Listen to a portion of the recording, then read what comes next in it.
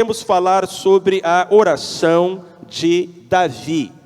Disparado, Davi é o personagem bíblico que tem mais orações registradas na palavra de Deus. Isso porque a maioria dos salmos de Davi eram orações. Na maioria dos seus salmos, Davi não fala sobre Deus, Davi fala com Deus. Este era o seu hábito. E há salmos de Davi das mais diferentes espécies. Há salmos de gratidão, quando ele alcançava uma vitória. Há salmos de louvor, quando ele queria engrandecer a bondade de Deus. Há salmos de súplica, quando ele se via perseguido e angustiado.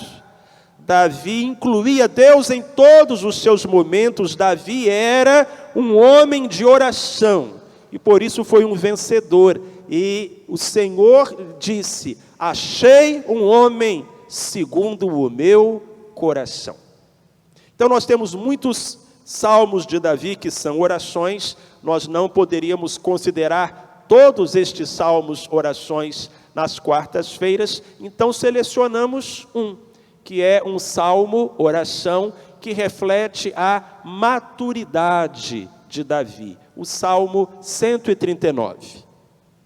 Este salmo nos leva a Davi já na sua velhice, na sua maturidade. Por isso é um salmo profundo, reflexivo, cadenciado. Aqui nós não encontramos o entusiasmo juvenil, emocionado do Salmo 23. O Senhor é o meu pastor, nada me faltará. O Davi que nós encontramos aqui é um homem já mais experiente e por isso já não com tanta energia, mas com mais sabedoria. O Salmo 139 reflete este momento da vida do rei Davi. Ele me parece parecido com o Salmo 90, nesse aspecto, que é o Salmo de Moisés, escrito também na maturidade de Moisés, na sua velhice. Então são dois salmos que têm esta semelhança, são reflexivos, inquiridores, procuram cavar mais fundo, encontrar mensagens que superficialmente não podem ser vistas. E é claro que o tema central do Salmo 139 é Deus. Aqui Davi fala com Deus a respeito de Deus. Então vamos ler todo o texto. Por favor, compartilhe a sua Bíblia, se perto de você estiver alguém sem um exemplar da Escritura. E aí a gente vai comentar os versinhos, desde o 1º até o 24º. Senhor, Tu me sondaste e me conheces. Tu conheces o meu sentar e o meu levantar. De longe entendes o meu pensamento. Esquadrinhas o meu andar e o meu deitar, e conheces todos os meus caminhos. Sem que haja uma palavra na minha língua, eis que, ó Senhor, tudo conheces. Tu me cercaste em volta, e puseste sobre mim a tua mão. Tal conhecimento é maravilhoso demais para mim, elevado, não o posso atingir. Para onde me irei do teu espírito, ou para onde fugirei da tua presença? Se subir ao céu, tu aí estás. Se fizer no Seol a minha cama, eis que tu ali estás também. Se tomar as asas da alva, se habitar nas extremidades do mar, ainda ali a tua mão me guiará, e a tua destra me susterá. Se eu disser: ocultem-me as trevas, torne-se em noite a luz que me circunda. Nem ainda as trevas são escuras para ti, mas a noite resplandece como o dia. As trevas e a luz são para ti a mesma coisa. Pois tu formaste os meus rins, entreteceste-me no ventre de minha mãe. Eu te louvarei porque de um modo tão admirável e maravilhoso fui formado. Maravilhosas são as tuas obras, e a minha alma o sabe muito bem. Os meus ossos não te foram encobertos, quando no oculto fui formado e esmeradamente tecido nas profundezas da terra. Os teus olhos viram a minha substância ainda informe, e no teu livro foram escritos os dias, sim, todos os dias que foram ordenados para mim, quando ainda não havia nenhum deles.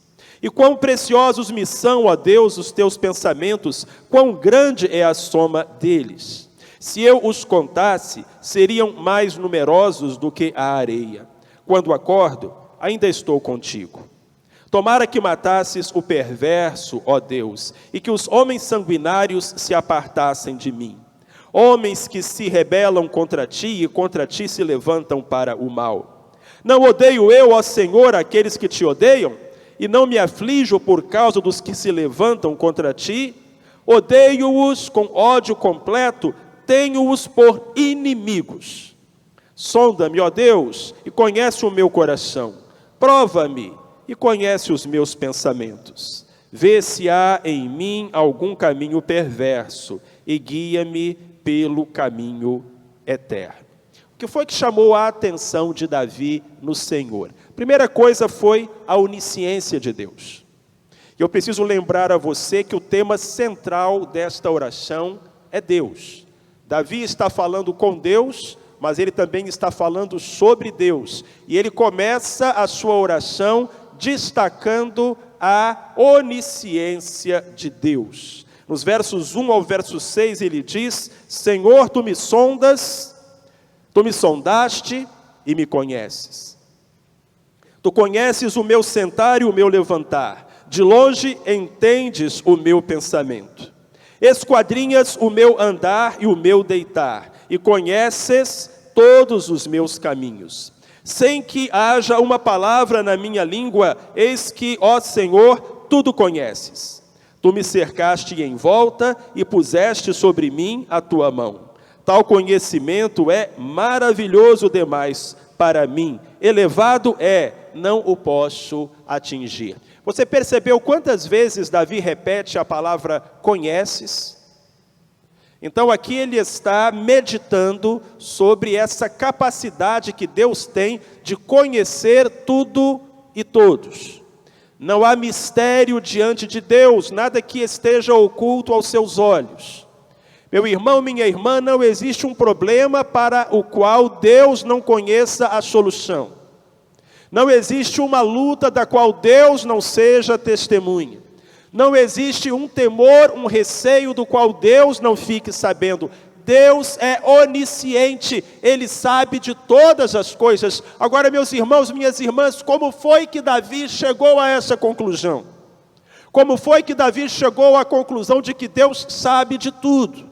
Através da sua própria experiência. Davi não procurou longe, nos livros, nas estrelas. Davi disse: Deus, eu sei que o Senhor sabe tudo, porque eu tenho visto que o Senhor sabe tudo de mim. Antes que haja na minha boca a palavra, o Senhor já a conhece. O Senhor me conhece tão bem, que o Senhor só pode ser conhecedor de todas as coisas. Então, a onisciência de Deus, embora seja um atributo que remeta à imensidão do universo, está tão relacionada conosco quanto o nosso próprio respirar, o nosso fôlego, a nossa alma, o nosso coração.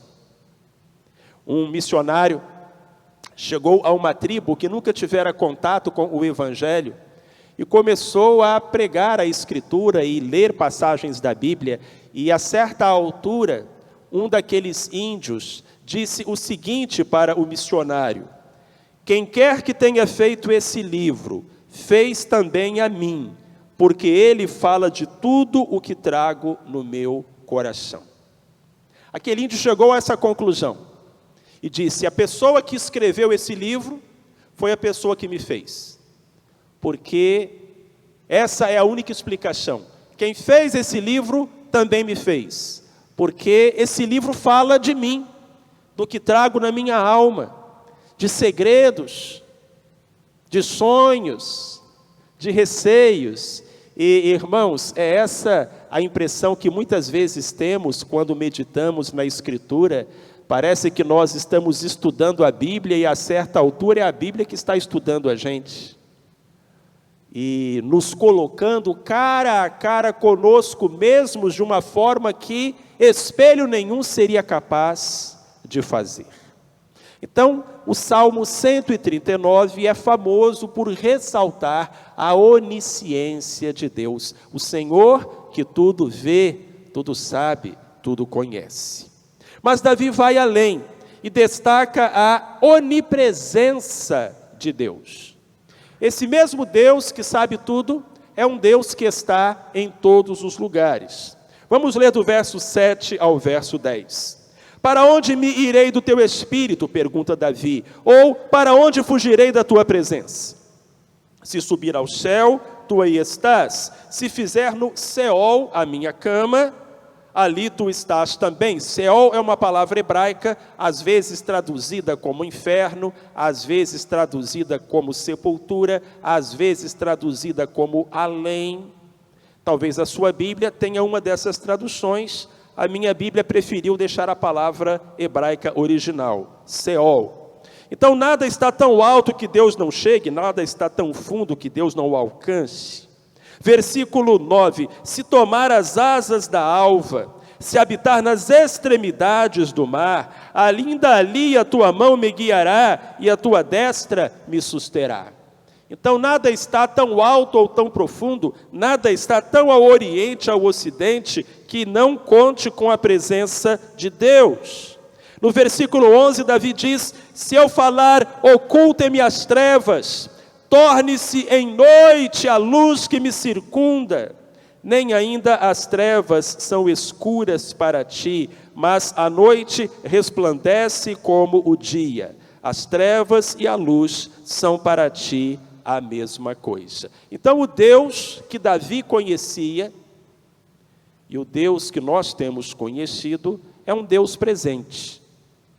Castro Alves, em um dos seus poemas, falou, Deus, ó Deus, onde estás que não respondes? Em que astro, em que estrela tu te escondes? A percepção deste outro poeta, chamado Davi, era completamente diferente. Ele não falava, onde Deus está? Ele dizia, Senhor, não há lugar onde tu não estejas. Eu não posso fugir do teu espírito, não posso me ausentar da tua presença. E perceba, meu irmão, minha irmã, isso não é algo que Davi lamenta, muito pelo contrário. Porque quem tem Deus por amigo, não tem motivo para temer a presença de Deus. Jesus Cristo disse, eis que estou convosco todos os dias, até a consumação dos séculos. Como pode Jesus estar com cada um de nós ao mesmo tempo? A única explicação é, Jesus Cristo é onipresente, Ele é divino, Ele compartilha dessa que é uma característica, um atributo da divindade e apenas da divindade. O diabo, por exemplo, não é onipresente.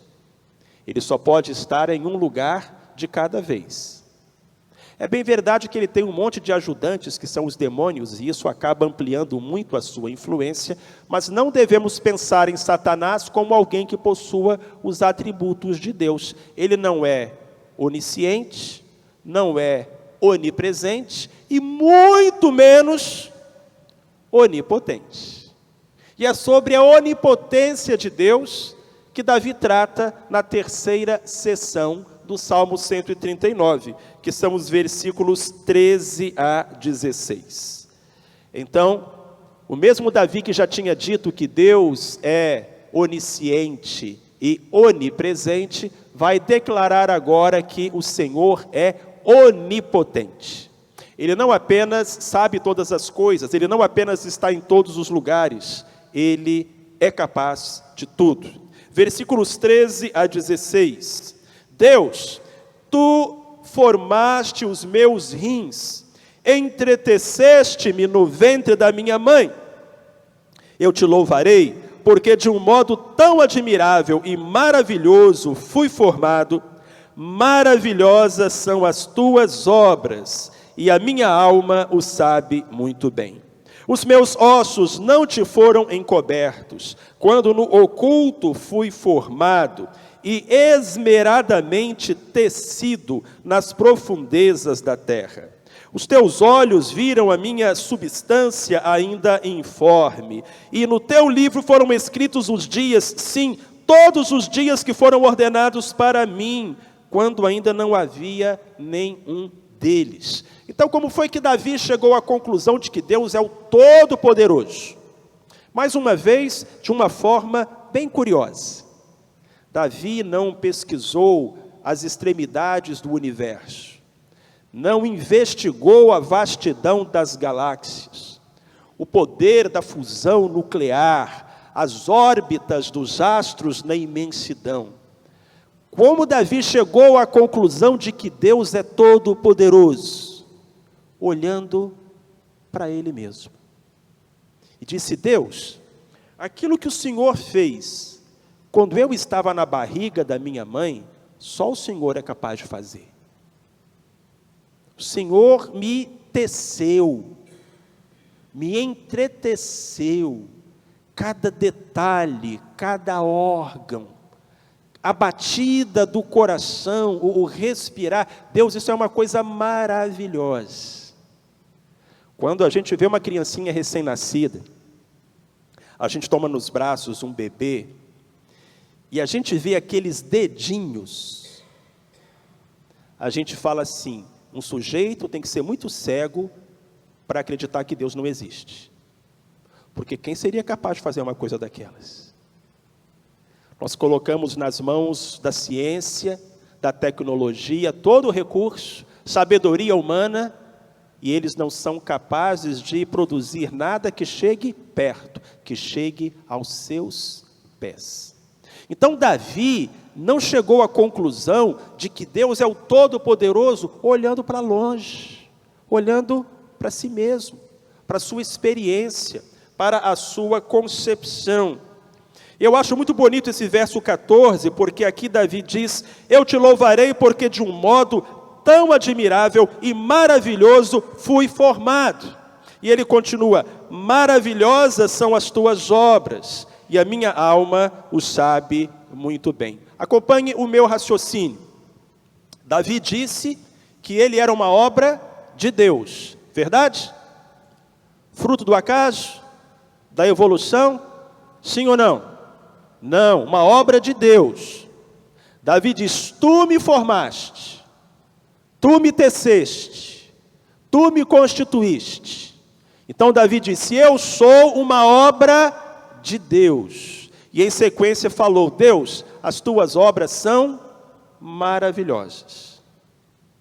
Então, vira agora para a pessoa que está aí do seu lado e diga assim para ele: você é maravilhoso, você é maravilhosa. É sério, não sou eu quem está dizendo, é a Bíblia.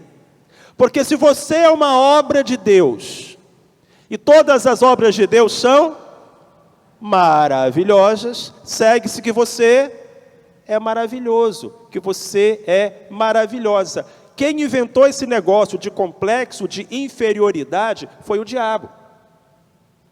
É o diabo que tenta convencer você que o seu nariz é torto, que o seu cabelo é ruim, que você é alto demais, baixo demais, gordo demais, magro demais. Isso tudo é do diabo. Porque o que Deus diz é que você é maravilhoso. Você é maravilhosa, porque você é obra de Deus. E meu querido, minha querida, esta obra iniciou-se no ventre da sua mãe. Não é possível alguém ler o Salmo 139 e ser a favor do aborto. Amém, meus irmãos? Não é possível. Ler Davi falando sobre aquilo que acontece no ventre de uma mulher e depois dizer que este bebezinho em formação pode ser arrancado, jogado no lixo, como se fosse uma coisa e não uma pessoa criada por Deus, à sua imagem e à sua semelhança. Então o Senhor está nos dizendo aqui de algo que começou no ventre da nossa mãe e antes Porque, na verdade, antes de uma pessoa ser concebida no coração da sua mãe, ela foi concebida no coração de Deus. E antes de você ser um sonho do seu pai e da sua mãe, você já era um sonho de Deus. E Deus teve tanto cuidado a seu respeito, meu querido, minha querida, que no versículo 16, Davi diz: os teus olhos viram a minha substância ainda informe, e no teu livro foram escritos os dias, sim, todos os dias que foram ordenados para mim, quando ainda não havia nenhum deles. Nenhum dia de vida você tinha, e Deus já tinha feito a planilha. E aqui eu preciso dizer que nem sempre os planos de Deus se cumprem. Porque plano é plano, projeto é projeto. Para sair do papel, Deus conta com a sua vontade, com a sua obediência, com a sua fé, com a sua confiança. Mas que Ele tem planos, tem. O Senhor diz através do profeta Isaías: eu bem sei os planos que tenho projetado para vós, diz o Senhor, planos de paz e não de mal, para vos dar um futuro e uma esperança. Você pode dizer: eu recebo, em nome de Jesus. Eu bem sei os planos que tenho projetado para vós, diz o Senhor. Planos de paz e não de mal, para vos dar um futuro e uma esperança. Davi está dizendo isso aqui: os teus olhos viram a minha substância ainda informe, no teu livro foram escritos os dias, sim, todos os dias que foram ordenados para mim, quando ainda nem um deles havia. E essa deixa proporciona a Davi um link para destacar agora uma outra qualidade de Deus, ou um outro atributo de Deus, que é o seu amor. Os atributos de Deus se dividem em dois grupos: os atributos naturais e os atributos morais. Os atributos naturais de Deus são três: onipotência, onipresença e onisciência. Os atributos morais de Deus são amor, justiça, santidade. E Davi então vai falar agora sobre um atributo moral de Deus, que é o amor. Este Deus que é onipresente, que é onisciente, que é onipotente, é um Deus amoroso, é um Deus bondoso, é um Deus que, apesar da nossa pequenez, se importa conosco. Versículos 17 e 18, veja se não é isso que Davi está dizendo aqui. Quão preciosos me são, ó Deus, os teus pensamentos, quão grande é a soma deles. Então Davi está dizendo duas coisas no verso 17. Que Deus pensa coisas boas sobre você e que Deus pensa muito em você. Confere. Quão preciosos me são, ó Deus, os teus pensamentos, quão grande é a soma deles. Então Deus pensa coisas boas sobre você e Deus pensa muito em você. Isso é o amor de Deus. Pensa num Deus que gasta tempo pensando em você. Pensa num Deus que fica lá pensando o que eu vou abençoar hoje na vida do João, da Maria, do Pedro, do Antônio. Que bênçãos eu vou conceder, que testes eu vou criar para que ele cresça. De onde eu vou tirar o livramento, o sustento? Davi diz: Senhor, o Senhor está pensando o tempo todo em mim. O Senhor se importa comigo. Isso é coisa de pai. Isso é coisa de mãe, que está sempre pensando no filho, atento às necessidades do filho. O Senhor é assim. Quão preciosa missão, ó Deus, os teus pensamentos, quão grande é a soma deles. Se eu quisesse contá-los, seriam mais numerosos do que a areia. Quando acordo, ainda estou contigo. Então isso maravilhou Davi, que um Deus tão grande, tão poderoso e tão inteligente se importasse com ele. Quisesse o bem dele. E gastasse o seu tempo traçando coisas boas e estabelecendo bênçãos para a sua vida. Isso é coisa de pai. E não apenas de pai, mas de um pai que ama os seus filhos profundamente. Louvado seja o nome do Senhor.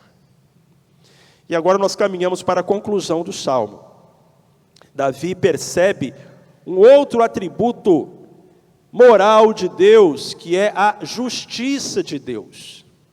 E neste momento, irrompe uma ira santa e insuspeita no Salmo 139.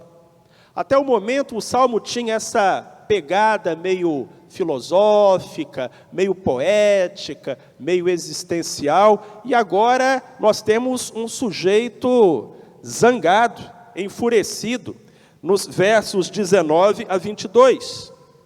Tomara que matasses o perverso, ó Deus, e que os homens sanguinários se apartassem de mim.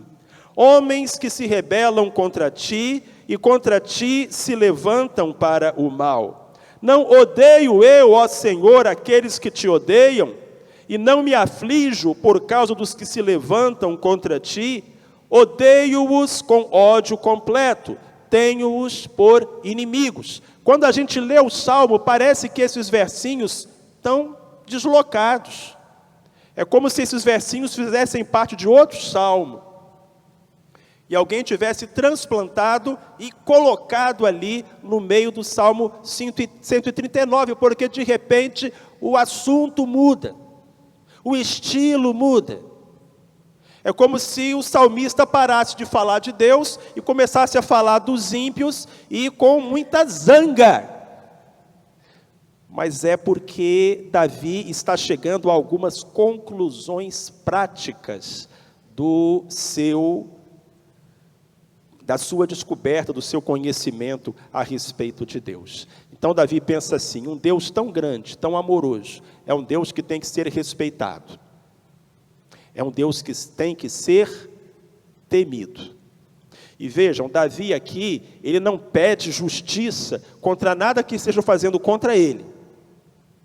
Isso é muito interessante. Davi está tomando as dores de Deus. E está dizendo: Senhor, aqueles que zombam do Senhor, que falam mal do Senhor, que fazem piada do Senhor, Deus, eu fico muito zangado com esses caras. Você lembra do Salmo 1? Bem-aventurado o varão que não anda segundo o caminho dos ímpios, nem se detém no caminho dos pecadores, nem se assenta na roda dos escarnecedores. É isso que Davi está dizendo aqui. Querido, olha para mim, presta atenção. Às vezes, você continua sentado na mesa, depois que Deus já levantou e foi embora. Porque você está sentado à mesa com um grupo de amigos, com um grupo de colegas, e a certa altura o assunto, a brincadeira, segue numa direção, que se você procurar Deus, Ele já levantou e saiu. E a pergunta é: o que você continua fazendo lá? É preciso perceber também que, embora Davi aqui diga que ele ficava zangado com os que desrespeitavam Deus, Davi não fala de fazer a justiça com as próprias mãos. Em nenhum momento ele diz: eu vou dar uma prensa nesses caras. Ele diz: Senhor, estão nas tuas mãos. Agora, eu não vou conviver com eles. Tem um ditado dos antigos que diz: quem se assenta com porco, farelo come. Então a gente precisa se associar aos pecadores para influenciá-los, não para ser influenciados. Porque, na boa, se alguém não respeita o meu Deus, não respeita a mim. Então Davi entendeu isso, que nós precisamos lembrar que Deus é amor, mas Deus também é justiça. Cuidado com isso, irmãos. Tem muita gente hoje dizendo: Deus é amor, Deus é amor, Deus é amor. Claro que Deus é amor, mas Deus também é justiça. Tire metade de uma verdade e você terá uma mentira inteira. Deus é amor. Davi acabou de falar sobre isso. Mas Davi fala também que Deus é justiça, e por isso ele tem que ser respeitado. E aí Davi chega a uma conclusão. A única conclusão que ele poderia chegar, e o único pedido que ele faz. Vejam então que nessa oração, Davi não pede livramento, não pede vitória, não pede riqueza, não pede saúde. Depois de ter se maravilhado com as obras de Deus, o que Davi pede? Sonda-me, ó Deus, e conhece o meu coração. Prova-me e conhece os meus pensamentos. Vê se há em mim algum caminho perverso e guia-me pelo caminho eterno. Davi chegou à única conclusão que ele poderia chegar. E a conclusão era essa: eu preciso ser examinado. Eu preciso ser sondado.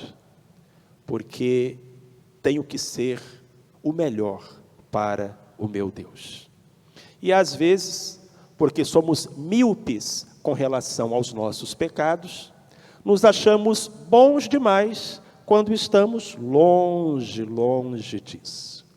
Então a solução é recebermos o exame do Espírito de Deus. Eu preciso ser sondado, eu preciso ser corrigido. Aí Davi diz: sonda-me, ó Deus, e conhece o meu coração. Ele faz um pedido que poucos fazem. Prova-me e conhece os meus pensamentos. Davi está pedindo prova. Eu não vou pedir para você levantar a mão, mas eu acredito que ninguém aqui nunca orou dizendo: Deus, me dá uma aprovação, me dá uma prova, me dá um teste. Você já pediu isso para Deus? Davi pediu. Que coisa doida, meus irmãos. Que homem segundo o coração de Deus. Ele preferia passar por prova do que pecar contra o Senhor. Ele disse: Senhor, eu preciso ser provado. Eu preciso ser testado. Eu preciso passar pelas adversidades, porque são elas que revelam o que há de mal no meu coração. Isso encontra eco em Tiago, capítulo 1, versículos 2, 3 e 4, onde o irmão do Senhor nos diz assim: meus irmãos, tende por motivo de grande gozo o passardes por várias provações, sabendo que a provação da vossa fé produz a perseverança, e a perseverança tem a sua obra perfeita, para que sejais perfeitos e completos, não faltando em coisa alguma. Não é exatamente isso que Davi está pedindo no Salmo 139? Davi não está contente com a prova, mas ele está contente com o resultado da prova. E é por isso que Tiago diz: fiquem felizes quando vocês passarem por provações, não por causa das provações, mas por causa daquilo que as provações produzem. Cristianismo não é masoquismo. Ninguém gosta de sofrer. Ainda assim, podemos ser gratos a Deus por aquilo que aprendemos através do sofrimento. Se é que vamos aprender alguma coisa. Isso, é claro, vai depender da atitude de cada um de nós. Sonda-me, ó Deus. Prova-me, Senhor. Vê se há em mim algum caminho mau e guia-me pelo caminho eterno. Senhor, que a minha vida, o meu coração estejam sobre o teu altar. O altar do Deus onipotente, onipresente, onisciente. Do Deus amoroso e justo. E que a chama nunca se apague, mas ela arda no meu peito, em adoração, fidelidade e admiração pelo Senhor. Amém.